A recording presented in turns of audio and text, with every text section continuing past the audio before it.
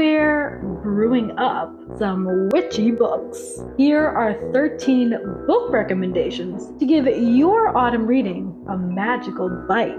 Slewfoot by Brom. It's 1600s New England, and Abatha finds herself ostracized when her husband dies and she's left to run a farm alone.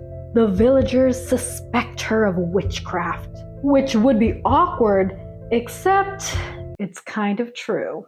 She meets a forest-dwelling creature, maybe a demon, maybe an ancient god, who knows really. And what follows is a violent, beautiful, twisted fairy tale of liberation and vengeance. The Familiar by Leigh Bardugo. Set in the shadowy heart of Inquisition-era Spain, we follow Lucia, a scullery maid with a sharp tongue, a hidden magical gift, and no business getting involved in political conspiracies. When her miracle-working abilities are accidentally revealed, she's plucked from obscurity and thrust into the dangerous world of court. Everyone wants to either use her, own her, or destroy her. The Familiar is a lush, gothic, and deeply haunting tale. And listen, if I lived in a time where being too smart, too pretty, and too good at my job would get me an accusation of witchcraft, let's just say I'd be toast. Extra crispy.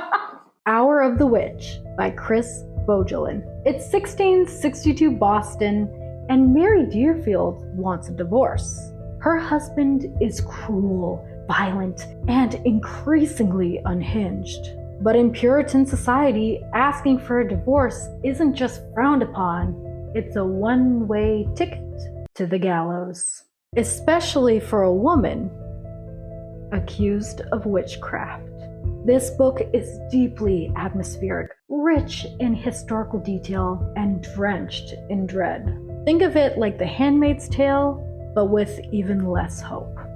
Year of Wonders by Geraldine Brooks. If you thought 2020 was rough, try living in 1666. Year of Wonders follows a small English village that voluntarily quarantines during a deadly plague. Sound familiar? Our heroine Anna is a housemaid turned healer who witnesses the town descend into madness, religious zealotry, and witch hunts. It explores how women, especially healers and herbalists, were scapegoated when science was non-existent and people were afraid. The Physic Book of Deliverance Dane by Catherine Howe. In the present day, Connie is a Harvard grad student when she finds a mysterious key in her grandmother's house. That leads her to a forgotten woman named Deliverance Dane, whose real story had been erased by history.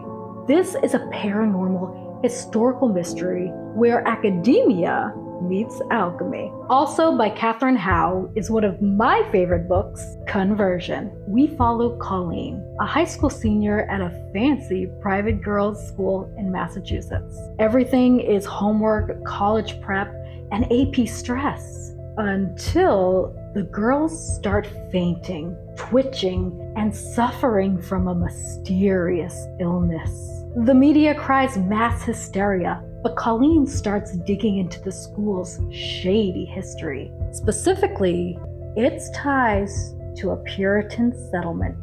The result is an eerie, clever narrative that links the Salem witch trials to modern pressures placed on young women. And it makes you wonder, are we really past the age of witch hunts? Or did we just swap our pitchforks for social media? The Remaking by Clay McLeod Chapman. It's based on an urban legend of a mother and daughter who were burned as witches, and then we watch as the story gets remade again and again. First as a 70s horror movie, and then eventually into something that's a little too real. If you're into meta horror and the idea that stories can trap souls, read this one. Something in the Walls by Daisy Pierce. Newly minted child psychologist Mina is desperate to help a young woman who's convinced she's haunted by a witch. Mina dutifully investigates the young woman's symptoms, but soon she realizes something's not right. Mina starts to hear the whisper in the walls and realizes that something is watching her. Pierce spins horror like a spider web, slow, sticky, and by the time you notice, you're already trapped. The Crucible by Arthur Miller. Set in 1692 during the infamous Salem witch trials, this story begins when a group of girls are caught dancing in the woods. Already scandalous enough for Puritan New England, but when one of them falls mysteriously ill, the town spirals into a storm of suspicion, finger-pointing, and barely repressed vendettas. What follows is a courtroom frenzy fueled by mass hysteria, religious extremism, and good old-fashioned personal grudges masquerading as piety. Yes, it's technically about McCarthyism, but it also reads like a Real Housewives of Salem fever dream. The Bewitching by Sylvia Moreno Garcia. Minerva, a graduate student in 1998 Massachusetts, is researching Beatrice Tremblay, a horror author whose only published work may have been inspired by real, uncanny events. As Minerva digs into Tremblay's life, she uncovers the disappearance of Tremblay's roommate and echoes of witchcraft. Parallel to this is the story of Minerva's great-grandmother, who in the early 1900s Mexico experienced something terrifyingly witch-like as a young woman. The novel weaves these two threads across time into a chilling, multi-generational horror saga. Hester by Laura Lico Albanese. What if Hester Prynne, the scandalized, ostracized woman from The Scarlet Letter, was a little magical? Hester reimagines the origins of Hawthorne's iconic character through the eyes of Isabel Gamble, a gifted Scottish immigrant who arrives in Salem with a needle in hand and plenty of secrets.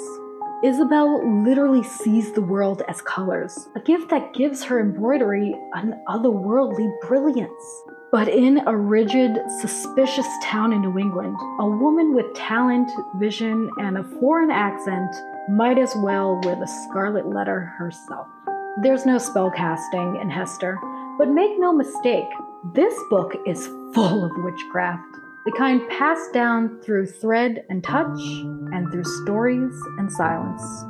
Witchcraft for Wayward Girls by Grady Hendrix. In the sweltering summer of 1970, 15-year-old Neva is shipped off to Wellwood Home, a hideaway for unwed pregnant girls in Florida. Once she arrives, she's renamed Fern, stripped of her name, her autonomy, and a bewildering amount of freedom. Inside Wellwood, Fern meets 3 other pregnant teens. Their lives are micromanaged, strict diets, constant supervision, and no escape from shame.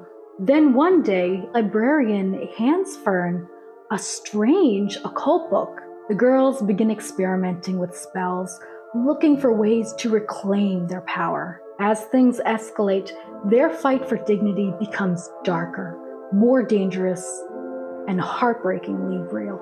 Serpent and Dove by Shelby Mahurin. Lou is a sharp-tongued, street-smart witch hiding in plain sight. Reed is a by-the-book witch hunter raised by the church. So of course, fate forces them into marriage. This series delivers chaotic romance, morally gray magic, secret identities, and slow burn enemies to lovers. The banter is top tier, the magic system is fresh, and the spice? Let's just say this isn't your grandma's fairy tale. And there you have it, 13 witchy reads to enchant your autumn nights. And if you want even more bewitching books, click this video. Until next time, stay spooky, stay wicked, and remember, some spells don't need to be broken.